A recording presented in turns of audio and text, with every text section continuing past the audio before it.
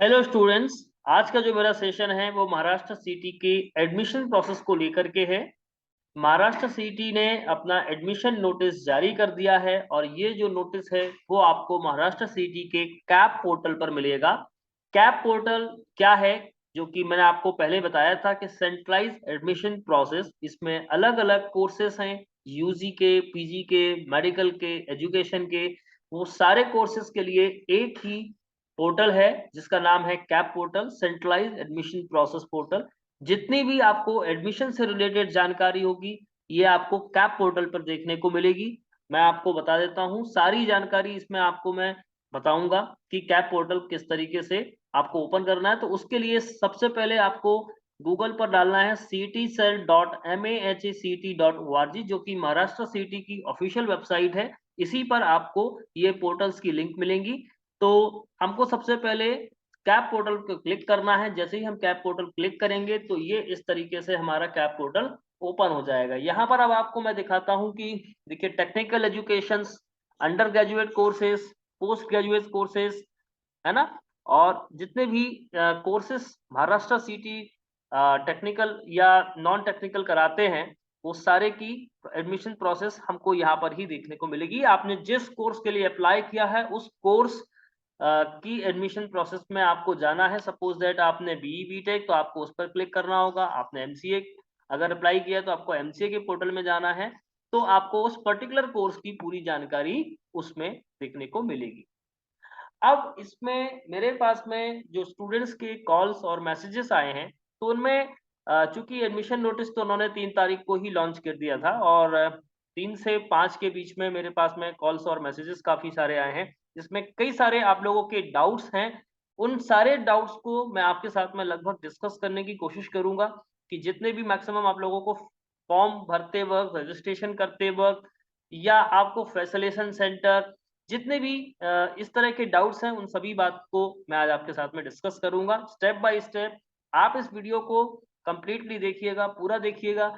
फिर भी अगर आपको कोई डाउट आता है तो आप मुझे कमेंट सेक्शन में ड्रॉप कर देंगे। मैं नेक्स्ट वीडियो में आपके उन डाउट्स को भी कवर करने की कोशिश करूंगा। चलिए, सबसे पहले मैं आपसे बात कर रहा हूं क्योंकि मुझे जो सबसे ज्यादा कॉल और मैसेज मिले हैं वो एमसीए कोर्स को लेकर के मिले हैं। तो मैं यहाँ पर क्लिक करूंगा। ये देखिए एमसीए पोर्टल पे। एमसीए पोर्टल में अब देखिए, सबसे पहले आप यहाँ पर देख पा रहे हो तो new candidate registration, registered candidate log in, यहाँ पर इसके बाद में ये सारी चीजें आपको दी गई हैं। न्यू कैंडिडेट रजिस्ट्रेशन, जिसने अभी तक कोई रजिस्ट्रेशन नहीं किया है ये उसके लिए है, और अगर आपने एक बार रजिस्ट्रेशन कर लिया है तो रजिस्टर्ड कैंडिडेट के लिए है। फिर इन्होंने admission notice for master of computer application for academic year 2022-23 का ये एक नोटिस है। इस नोटिस में आपको वो सारी बातें देखने को मिलेंगी, मैं भी आपको बताऊंगा। सबसे पहले तो मैं आपको ये बताना चाहूंगा कि जो कैंडिडेट का रजिस्ट्रेशन है वो आपको कैसे करना है। और उसको करने से पहले मैं आपको सबसे पहले तो मैं आपको ये बताना चाहूंगा कि इनका जो एक्टिविटी शेड्यूल है वो हम आपको पहले बता दिखा दें कि किस तरह से इन्होंने अपना एक्टिविटी शेड्यूल डाला है। देखिए, अगर हम बात करेंगे कि आपको जो एडमिशन प्रोसेस में फॉर्म और रजिस्ट्रेशन भरना है, यानी online registration of application and uploading of required documents by the candidate for admission on website Maharashtra city, all India, NRI, जो भी जिस भी कोटे को आप बिलोंग कर रहे होंगे उस कोटे को स्टूडेंट को फॉर्म अप्लाई करना है। और ये जो फर्स्ट आपको डेट दी गई है वो 3 से 10 तारीख तक के बीच में दी गई है, ठीक है। इसमें इसके बाद में 3 से 10 तारीख के बीच में एक और महत्वपूर्ण बात देखिए कि जो document verification and confirmation of application form है, आपने रजिस्ट्रेशन किया, रजिस्ट्रेशन के बाद में जो एक कंप्लीट प्रोसेस होती वो कंप्लीट प्रोसेस आपने कर ली। इसके बाद में एप्लीकेशन फॉर्म का आप प्रिंट आउट निकालेंगे और जो भी उसके साथ में सपोर्टिव डॉक्यूमेंट्स होंगे प्लस ओरिजिनल डॉक्यूमेंट्स आपको लेकर के जो महाराष्ट्र सिटी ने फैसिलेशन सेंटर दिए हैं जहां पर आपका वेरिफिकेशन होगा वहां पर आपको जाना होगा। देखिए, इन्होंने ये बात लिखी भी हुई है, मैंडेटरी एक्टिविटी लिखी हुई है, तो मतलब ये आपको जाना ही है। मेरे पास में इस बात को लेकर के काफी क्वेश्चंस पूछे कि सर अगर हम आउटसाइड आउट महाराष्ट्र के हैं तो क्या हमको जाना होगा या हमको ऑनलाइन फॉर्म के जरिए मतलब कि ऑनलाइन ही हमको बता दिया जाएगा, तो नहीं, आपको फिजिकल जाना ही होगा उस एक्टिविटी के लिए और अपना वेरिफिकेशन कराना ही होगा। जिन लोगों का वेरिफिकेशन होगा वही अ, आगे के राउंड्स में, यानी कि जैसे चॉइस फिलिंग या आपकी अलॉटमेंट के लिए एलिजिबल होंगे। अदरवाइज वो कैंडिडेट एलिजिबल भले नहीं होंगे, भले ही उन्होंने एप्लीकेशन फॉर्म ही क्यों फिल ना किया हो। लेकिन अगर उन्होंने वेरिफिकेशन नहीं कराया है फैसिलिटेशन सेंटर पर, तो वो इस एक्टिविटी में पार्टिसिपेट नहीं कर पाएंगे। तो इन्होंने बहुत इंपॉर्टेंट बात लिखी है, documents verification and confirmation of application form by Maharashtra state, all India candidate shall fill online form and upload the required document from any computer connected to internet. ये फॉर्म आप कहीं से भी भर सकते हैं, from anywhere, and visit nearest FC for document verification and confirmation of application form. अब ये सबसे बड़ा क्वेश्चन है कि सर एफसी क्या है या फैसिलिटेशन सेंटर क्या है। तो मैंने यहाँ पर एक फैसिलिटेशन सेंटर की लिस्ट आपके साथ में शेयर कर रहा हूँ। तो आप देख सकते हैं कि ये करीब फैसिलिटेशन सेंटर है जहाँ पर आप अपना वेरिफिकेशन करा सकते हैं। हर एक यहाँ पर फैसिलिटेशन सेंटर का एड्रेस है, कोऑर्डिनेटर का नाम और कॉन्टेक्ट है, और आपको पहुंचना कैसे, हाउ टू रीच, वो भी सारी बातें यहाँ पर लिखी हुई हैं। तो करीब यहाँ पर इस लिस्ट में 94 फैसिलिटेशन सेंटर यहाँ पर दिए गए हैं। Total number of facilitation centre आपको FC 94 दिए गए हैं। तो आप इन 94 में से किसी भी एक में जाकर के अपना कॉलेज में वेरिफिकेशन करा सकते हैं। अब इसके बाद में आपको क्या करना है वो देखिए मैं आपको बता देता हूँ। 10 तारीख तक आपको ये सारी प्रोसेस कंप्लीट करनी है। उसके बाद में आपको एक मेरिट लिस्ट जारी की जाएगी, प्रोविजनल, जो भी आपने फॉर्म भरे थे, वेरिफिकेशन करा लिए थे, उसके बाद में, ठीक है। तो 12 तारीख को मेरिट लिस्ट आएगी, वो भी प्रोविजनल आएगी। फिर जैसे कि सबमिशन ऑफ ग्रीवियंसेस, मतलब कि अगर आपने कोई डॉक्यूमेंट फैसिलिटेशन सेंटर पे कम दिया या आपको उन्होंने बोला कि आप ये कंप्लीट कर दीजिएगा, तो ये जो है वो आपको 13 से 14 के बीच में आपको सबमिट करना पड़ेगा। Then display of the final merit list Maharashtra state या ऑल इंडिया स्टेट, यानी दोनों की सेम डेट में ही आ जाएगी। 15 तारीख को ये आपको फाइनल मेरिट लिस्ट भी दे देंगे, और आपको कैप राउंड 1 के लिए जो सीट मैट्रिक्स है वो भी 15 तारीख को ही ये जारी कर देंगे। Is that clear?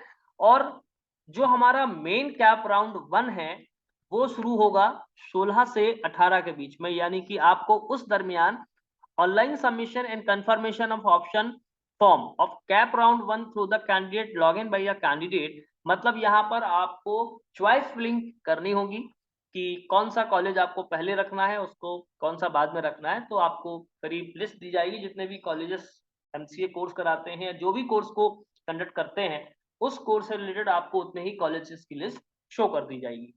देन आपको, जब आपने 16 से 18 तक में आपको ये ऑप्शन चूज करना है, इसके बाद में आपको एक प्रोविजनल अलॉटमेंट 20 तारीख को मिलेगा। 20 अक्टूबर को ये आपको प्रोविजनल अलॉटमेंट दे देंगे। देन उसके बाद में आपको क्या करना है कि accepting to the offered seat by candidate through his or log in as per the allotment, the candidate shall verify the seat. तो आपको जो भी कॉलेज का अलॉटमेंट मिलेगा उसमें अगर आप चाहते हैं कि मुझे ये कॉलेज पसंद नहीं है, तो आप उसके लिए जो नेक्स्ट ऑप्शन है, फ्लोट ऑप्शन है, आप उसको चूज करेंगे। और अगर नहीं करते हैं तो वो ऑटोमेटिक फ्रीज हो जाती है, और आपको सीट एक्सेप्टेंस की जो फीस है वो आपको पे करनी होगी। वो आपको भी आगे आने वाले शेड्यूल में वो बताएंगे, आगे वो आपको एक नोटिस देंगे जब ये प्रोसेस चल रही होगी इसी दरमियान, ठीक है। और मान के चलिए अगर आपने सीट एक्सेप्टेंस फी जो है वो पे नहीं की, तो ना तो आप जो आपने को कॉलेज अलॉटमेंट मिला है वो आपको नहीं मिलेगा।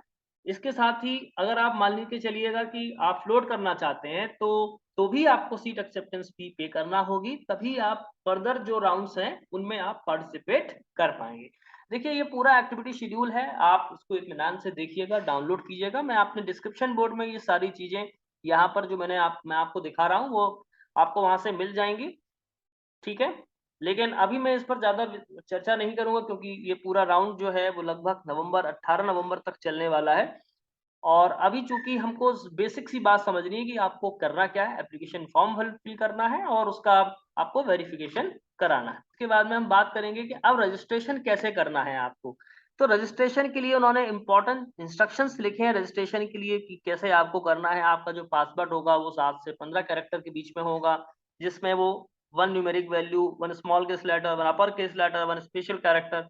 तो इसी तरह की गाइडलाइन को आपको फॉलो करना है और कैंडिडेट अपनी करेक्ट ईमेल आईडी और मोबाइल नंबर के साथ में ही इसको लॉगिन करेंगे। Is that clear?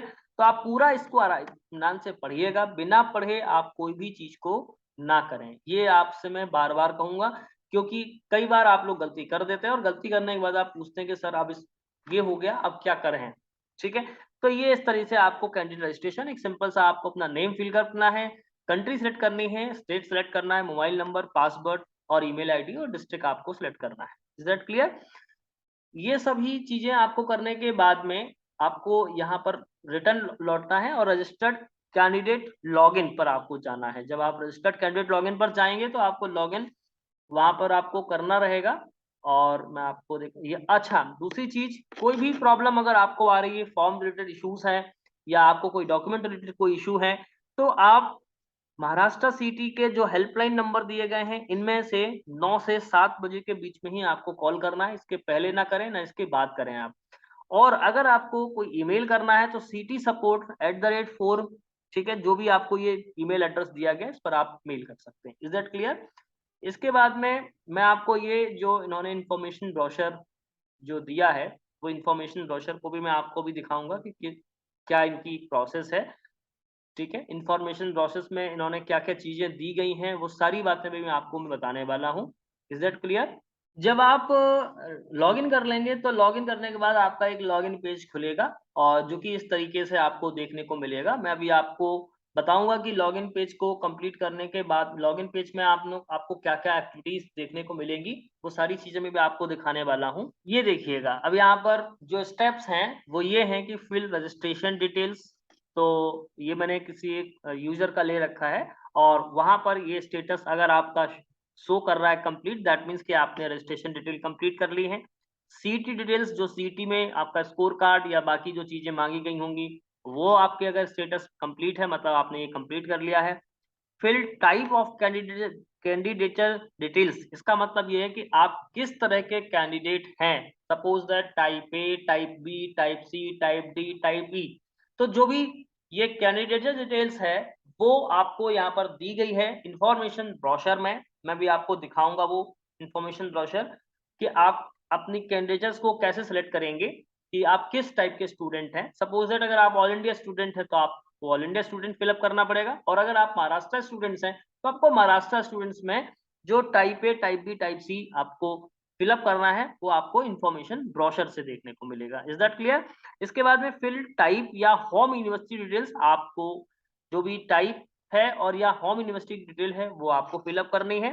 Fill category या PWD details, fill qualification detail, fill personal details, upload photo with signature and pay application fees. चूंकि आपने ऑलरेडी पे किया हुआ था, तो अगर आपको पे नहीं करना होता है। और application form confirmation status at FC. देखिए ये प्रोसेस सिर्फ इनकम्प्लीट दिखा रहा है, ये फॉर्म कंप्लीट एक यूजर ने भरा हुआ है।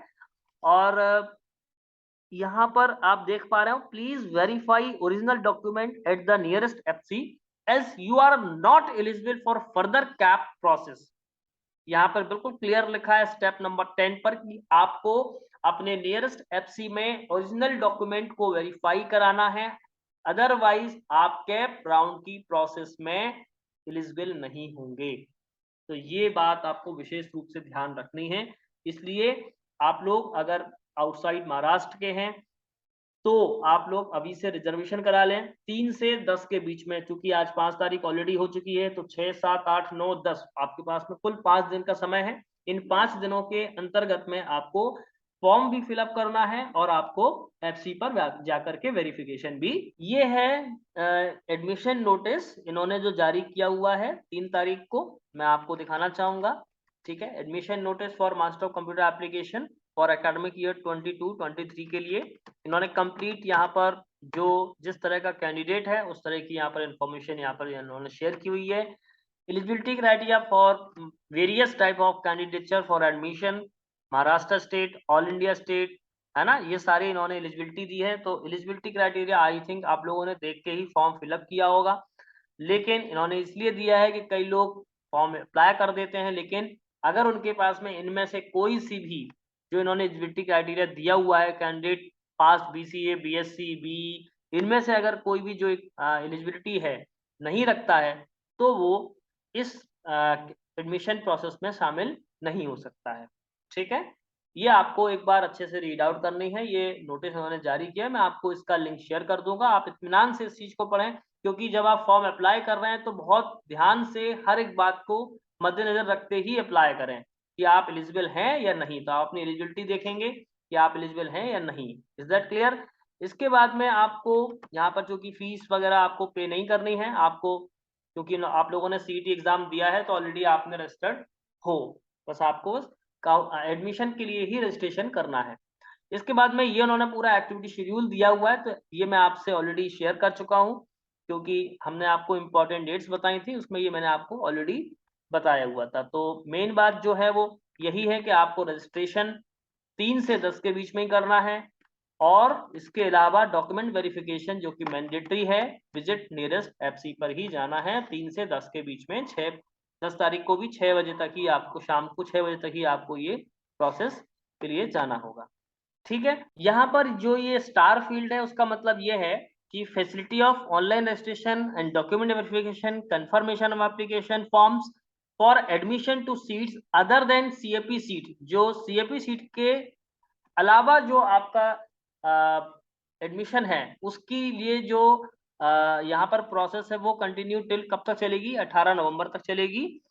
कहाँ? Physical document verification at facilitation centre same as चलेगी। एप्लीकेशन रजिस्ट्रेशन जो आप करोगे वो 10 अक्टूबर के बाद में करोगे। ठीक है, तो shall be consider only for non CAP seat. अगर आप 10 अक्टूबर 2022 के बाद रजिस्टर करते हैं तो ये आप नॉन कैप राउंड में जाएंगे, और उसके लिए उन्होंने फीस भी दी हुई है, वो आपको फीस पे करनी होगी। ये जो फीस उन्होंने दी है जो नॉन कैप राउंड वालों के लिए है, क्योंकि ठीक है तो उसके लिए है, इसलिए आप कंफ्यूज ना हो।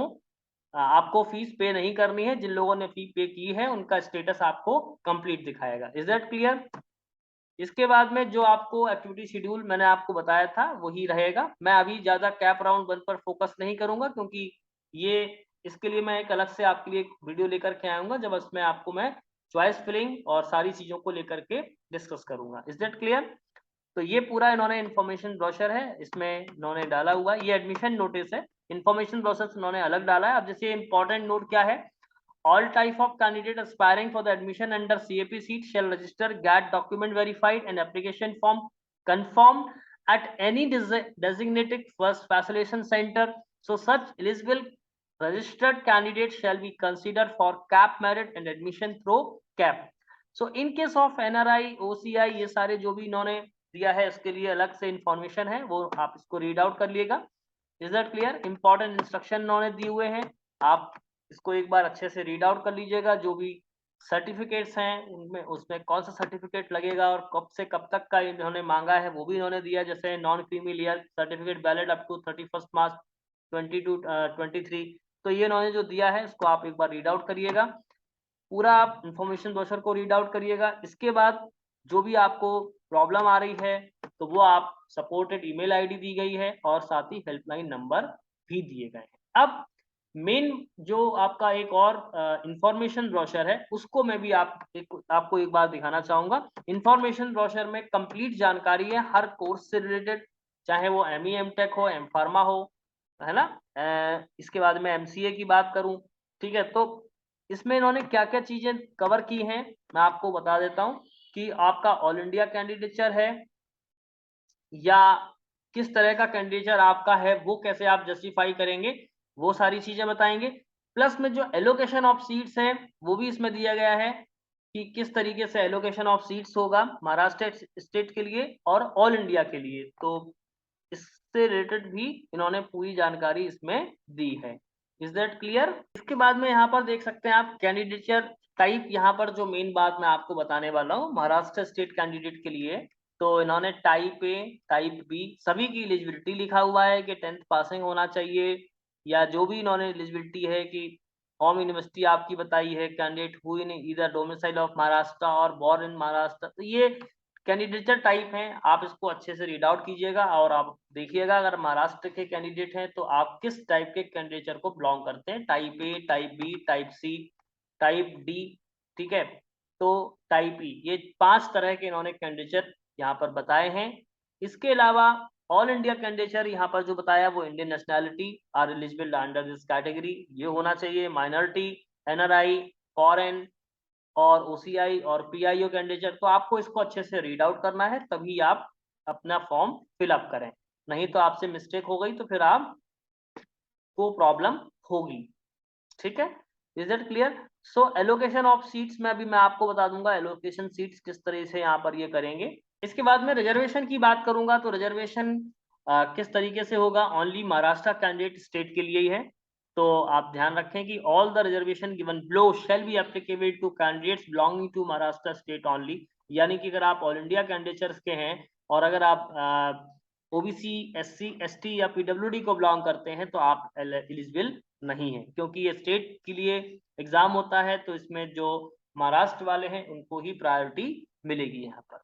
अब यहाँ पर इन्होंने पूरी जो रिजर्वेशन है वो भी डिक्लेयर किया हुआ है कि किस तरीके से होगा। टोटल 50% इन्होंने जो रिजर्वेशन होता है वो आपको यहाँ पर डिक्लेयर किया है कि एसटी का 7 है, शेड्यूल यहाँ पर एससी का 13 है, ठीक है, विमुक्त के लिए 3%। तो ये पूरा आप इसको अच्छे से रीड आउट कर लें। Is that clear? फिर इसके बाद में यहाँ पर ईडब्ल्यूएस के लिए, जो कि इनके महाराष्ट्र के लिए ही वैलिड है, उनके लिए है। फिर एलिजिबिलिटी क्राइटेरिया है जो कि महाराष्ट्र स्टेट के लिए क्या है और ऑल इंडिया के लिए क्या है, तो इसको भी आप अच्छे से रीड आउट कर लें। अब बात करेंगे कि कौन कौन से डॉक्यूमेंट आपको अपलोड करने हैं एप्लीकेशन फॉर्म के साथ में, ठीक है। तो जो कि आपको फैसिलिटेशन सेंटर पर लेकर जाने हैं वो सारे ओरिजिनल डॉक्यूमेंट्स लेके जाने हैं, और सर्टिफिकेट्स। सबसे पहले मैं आपको बता दूं कि जो टाइप ऑफ कैंडिडेट में जाकर देखें, ऑल इंडिया कैंडिडेट्स के लिए एसएससी यानी कि 10th क्लास की मार्कशीट, एचएससी डिप्लोमा, एचएससी या डिप्लोमा, ठीक है, हायर सेकेंडरी या डिप्लोमा जैसे कि आपने पॉलिटेक्निक किया हो, क्वालिफाइंग एग्जामिनेशन मार्कशीट जैसे कि आपने ग्रेजुएशन, पीसीए, बी बीटेक, ठीक है, सीटी की मार्कशीट या स्कोर कार्ड, ठीक है। इसके अलावा स्कूल लीविंग सर्टिफिकेट जिसको आप टीसी बोलते हैं, if required to substantiate claim, right, and certificate of the Indian nationality of the candidate. इसमें आपका जैसे कि बर्थ सर्टिफिकेट हो सकता है या आधार कार्ड हो सकता है। मेरे को इस बात को लेकर काफी सारे क्वेश्चंस पूछे स्टूडेंट्स ने कि सर इंडियन नेशनैलिटी सर्टिफिकेट क्या होता है, तो जिसमें आपका ये बताए कि आप यहाँ रहते हो। जैसे बर्थ सर्टिफिकेट पर आपका होता है कि आपका जन्म यहाँ हुआ है, इस स्टेट में, इस जिले में हुआ है, राइट। या फिर जैसे कि आपका डोमिसाइल सर्टिफिकेट, वो भी आपका इंडियन नेशनैलिटी सर्टिफिकेट के तौर पर ही होगा, क्योंकि उसमें लिखा होगा कि आप स्टेट में बिलोंग करते हैं। या फिर जिसमें आपका एड्रेस दिया हो उसको आप इंडियन नेशनैलिटी सर्टिफिकेट के तौर पर अपलोड कर सकते हैं। फिर भी अगर आपको कोई कंफ्यूजन हो इस सर्टिफिकेट को लेकर के तो आप महाराष्ट्र सिटी के हेल्पलाइन नंबर या उनको ईमेल पर पूछ सकते हैं कि सर हम ये वाला सर्टिफिकेट अपलोड करें या ना करें। आई थिंक, मुझे लगता है कि बर्थ सर्टिफिकेट या आपका पासपोर्ट या आपका आधार कार्ड जिसमें आपका एड्रेस मेंशन है उसको आप इंडियन नेशनैलिटी सर्टिफिकेट के तौर पर अपलोड कर सकते हैं। इसके बाद में जो और in addition to above the documents are required to produce the following additional document.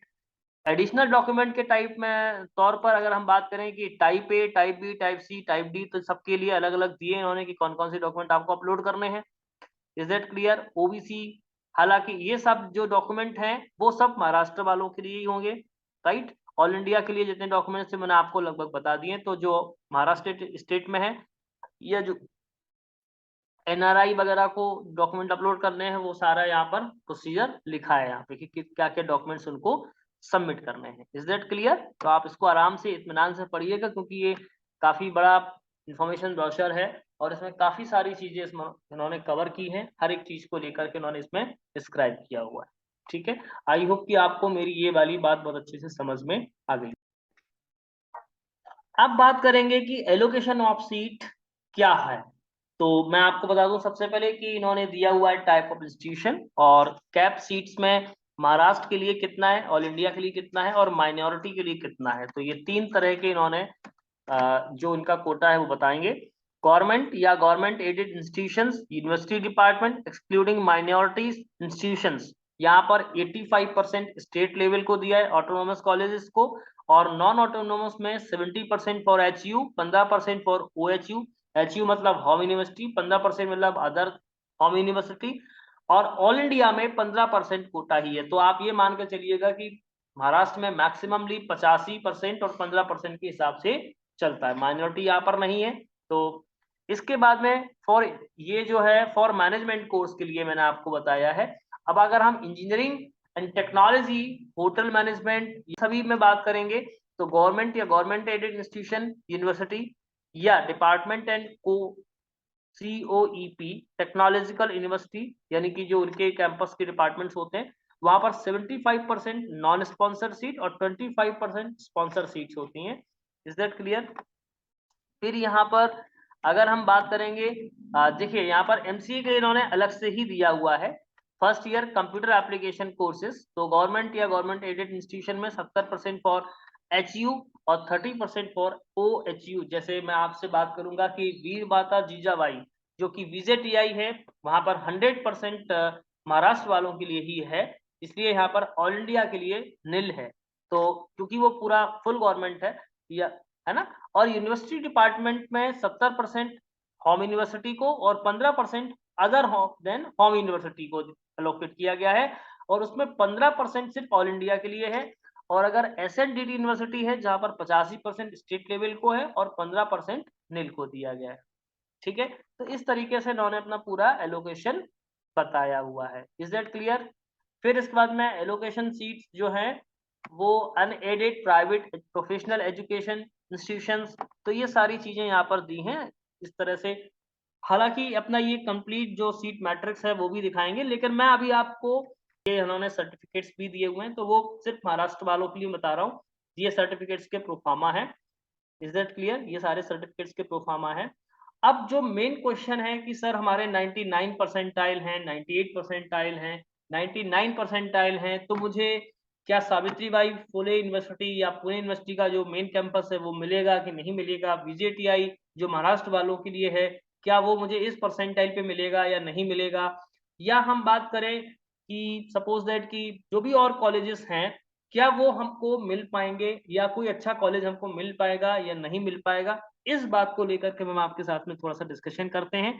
तो सबसे पहले तो मैं ऑल इंडिया लेवल की जो कैंडिडेचर है उसके बारे में बात करेंगे। अगर मैं आपको थोड़ा सा बताऊं, मैंने आपसे पहले भी डिस्कस किया था इस बात को लेकर के कि ये जो कट ऑफ लिस्ट उन्होंने दी थी कैप राउंड 1 की, वो अगर हम देखें तो 99.95 जो है लास्ट कट ऑफ गया था, और यहाँ पर 7 जो रैंक है 7 रैंक तक गया था, किसमें? Department of computer science Savitribai Phule Pune university में। अगर हम भारतीय नेक्स्ट जो बात करें, भारतीय विद्या भवन, चूंकि यहाँ पर VJTI नहीं है क्योंकि ऑल इंडिया के लिए नहीं खुलता ये, भारतीय विद्या भवन सरदार पटेल में देखेंगे तो 99.769 37 तक गया है।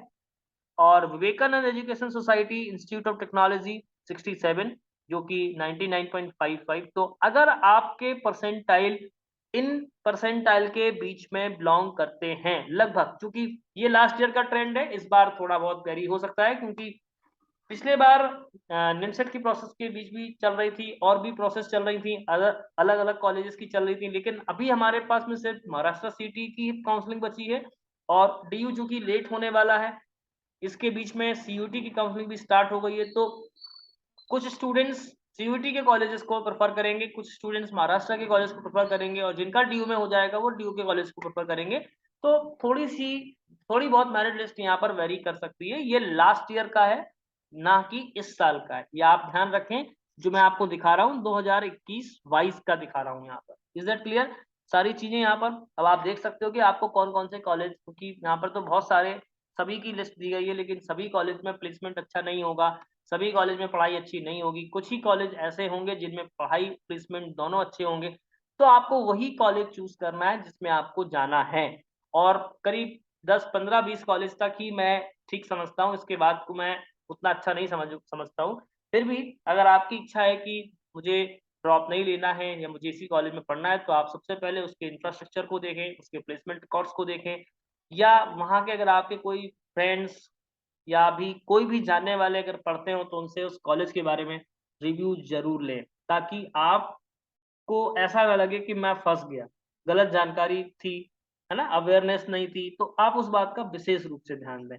फिर मैं आपको बता दूं, जो महाराष्ट्र के लिए, अब मैं आपको सीट मैट्रिक्स भी दिखाने वाला हूं यहाँ पर, ये सीट मैट्रिक्स है। तो अगर हम सीट मैट्रिक्स की बात करें तो सावित्रीबाई फुले यूनिवर्सिटी में टोटल 40 सीट्स हैं, जिसमें 34 महाराष्ट्र के लिए हैं, 6 ऑल इंडिया के लिए हैं, जो कि इन्होंने लास्ट ईयर सीट मैट्रिक्स दिया था। मे भी इस साल कुछ थोड़ा बहुत 19-20 जारी हो जाए, लेकिन हम पुराने सीट मैट्रिक्स को देख करके फॉलो करते हैं, तो हम समझ पाएंगे कि कितनी सीट ऑल इंडिया के लिए है और कितनी सीट महाराष्ट्र सिटी को लेकर के हैं। और महाराष्ट्र सिटी में ही फिर ये यहाँ पर अलग अलग यहाँ पर दी गई हैं सारी चीजें। तो उनकी ओपन, SC, ST, ये जो 34 सीट्स हैं ये उन्हीं के लिए हैं। इसमें ऑल इंडिया की जो 6 सीटें हैं, इसमें कोई रिजर्वेशन नहीं है, इसलिए ये 6 की 6 जनरल सीट्स होंगी। Is that clear? इसमें चाहे ऑल इंडिया का बंदा, चाहे वो SC का हो, चाहे ST का हो, चाहे वो OBC का हो, चाहे वो जनरल कैटेगरी का हो, चाहे वो EWS कैटेगरी का, किसी भी कैटेगरी का कोई मतलब नहीं। टोटल 6 सीट्स हैं, मेरिट के हिसाब से जितने लोग अप्लाई करेंगे वेरिफिकेशन होगा, वेरिफिकेशन के बाद में जो फाइनल कट ऑफ बनेगा, कट ऑफ बनने के बाद में जो इन 6 सीटों के दायरे में परसेंटाइल और स्कोर के बेसिस पर आएंगे, उनको ये एलोकेट कर दी जाएंगी। इसके बाद मैं बात करूंगा नेक्स्ट जो कॉलेज है मुंबई यूनिवर्सिटी में, वीर माता जीजाबाई, ये महाराष्ट्र वालों के लिए ही खुलता है। ये इसमें ऑल इंडिया के सीट्स 0 हैं। तो मैंने लगभग 20 कॉलेज यहाँ पर चूज किए हैं कि इन 20 कॉलेजेस में आप लोग पार्टिसिपेट करिए, और इनमें आप पढ़ाई करेंगे तो प्लेसमेंट ठीक ठीक हो जाते हैं। कुछ कॉलेजेस में तो बहुत अच्छे प्लेसमेंट्स हैं, जो मैं अभी आपको शुरू के 5, 6, 8, 6, 7 दिखाऊंगा। उन कॉलेज में प्लेसमेंट बहुत अच्छे हैं। प्लेसमेंट को लेकर के और कॉलेज की प्रेफरेंस लिस्ट को लेकर के मैं आपसे अलग से बात करूंगा। इसके लिए मैं अलग से एक वीडियो बनाऊंगा, ताकि आप समझ पाएंगे कि मुझे क्या प्रेफरेंस चूज करना है। ठीक है, तो इस तरीके से ये कैप राउंड प्रोसेस में यहाँ पर सारी चीजों को आपको दिखाया जाएगा इस तरीके से। जैसे कि भारतीय विद्या भवन में 51 महाराष्ट्र के हैं, 9 ऑल इंडिया, तो ऑल इंडिया की सीट्स काफी कम हैं, इसलिए कट ऑफ बहुत हाई जाता है। इसलिए कई बार 99 पॉइंट वाले भी मुझसे 99.935 ये लोग भी मुझसे पूछ रहे हैं कि सर क्या मुझे पुणे यूनिवर्सिटी मिलेगा या नहीं मिलेगा। तो मैं ये नहीं कह पाऊंगा, क्योंकि इन्होंने सिर्फ परसेंटाइल दिया, नॉट रैंक दिया। अगर रैंक दी होती तो मैं इस बात पर थोड़ा सा आपको अप्रोक्सीमेट बता सकता था कि यस आपको चांसेस हैं। Is that clear?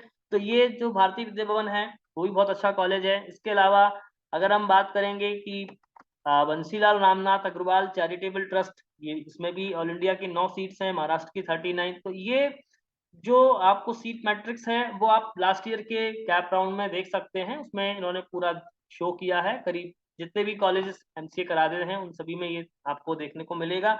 Vivekananda education society अच्छा कॉलेज है, 120 सीट होती है, लेकिन इसमें सिर्फ और सिर्फ 9 ही सीट्स ऑल इंडिया के लिए हैं, 61 सीट्स माइनॉरिटी के लिए हैं, 50 सीट्स महाराष्ट्र के लिए।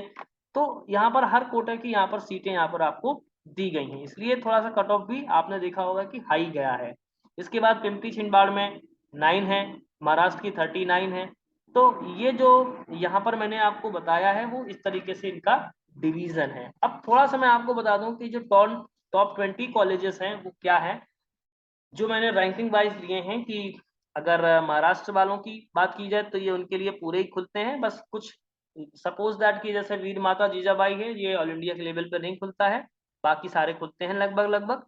तो department of computer science Pune university, Veer Mata Jijabai VJTI, Bharatiya Vidya Bhavan Sardar Patel, Bansilal Ramnath, Vivekanand education Pimpri Chinchwad, SIES college, Mumbai education trust, Thakur institute of management, Shri Ramdev Baba college, Bharati Vidyapeeth, progressive education society, doctor DY Patil Unitech society, Ankush Shikshan Sanstha, late बाबूसाय Hiray SS trust, institute of computer application, Deccan institute.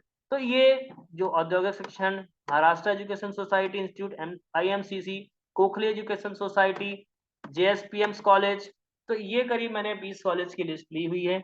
इस पर मैं आपसे बाद में एक डिटेल चर्चा करूंगा कि आपको किस ऑर्डर में चॉइस फिलिंग करनी है। अगर आप महाराष्ट्र के कैंडिडेट हैं तो कैसे करनी है, और अगर आप ऑल इंडिया के कैंडिडेट हैं तो आपको कैसे करनी है। ठीक है, तो इस तरीके से आपको, लेकिन चूंकि कई लोगों का क्वेश्चन था कि सर हमें अप्लाई करना चाहिए, नहीं करना चाहिए, इसलिए मैंने अभी आपको ये कॉलेज की लिस्ट भी शो की है और थोड़ा-सा मैंने आपको एक जनरल आइडिया दिया है कि सीट मैट्रिक्स किस तरीके से ये लोग दिखाते हैं। तो आई होप कि अब आपको मेरी सारी बातें समझ में आ गई होंगी। सारी बातों को ध्यान में रखने के बाद में ही आप लोग फॉर्म को अप्लाई करें। Is that clear?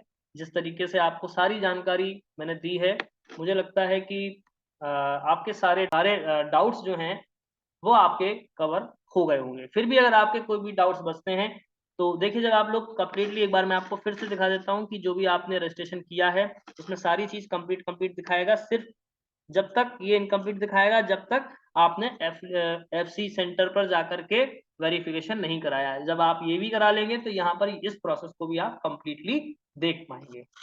Is that clear? कोई भी प्रॉब्लम है तो आप हेल्पलाइन नंबर्स पर कॉन्टैक्ट करें। जो भी यहाँ पर एक्टिविटी शेड्यूल है इसका विशेष ध्यान दें कि उसके बाद आपको ये प्रोसेस में पार्टिसिपेट करने को नहीं मिलेगा। तो ये सारी बातों का विशेष रूप से आपको ध्यान देना होगा। आई होप कि मेरी सारी बातें आपको बिल्कुल क्लियर हो गई होंगी। आप लोग ध्यान से इसको फिल अप करिएगा, इन्फॉर्मेशन ब्रोशर को और एडमिशन नोटिस को अच्छे से पढ़िएगा। इसके बाद ही इसको अप्लाई करिएगा। Thank you and all the best.